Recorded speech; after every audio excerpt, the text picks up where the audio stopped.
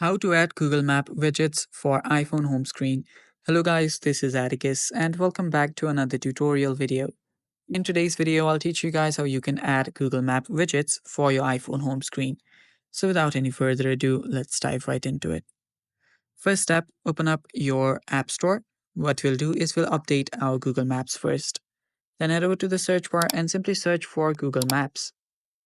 After you search for Google Maps, if you find an update available like this, tap on Update. After you update your Google Map, you can then come back to your home screen, long press on the screen, and on the top left, you'll find the Edit option. Tap on Edit, and there you'll find Add Widget option. Tap on Add Widget, and on the Search Widget option, we'll simply search for Google Map. And there we go, there is the Map option. Tap on it, and there you'll find different options for Google Map. So simply tap an option.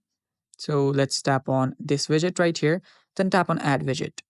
And after you've done that, you can place it someplace else if you want to by long pressing on it and dragging it. So I'll just put it right here. Then tap on the Done on the top right. And there you have it. You've just added a Google Map widget for your iPhone home screen. Thanks for watching. That's all for today's video. Stay tuned for more and bye-bye. Take care.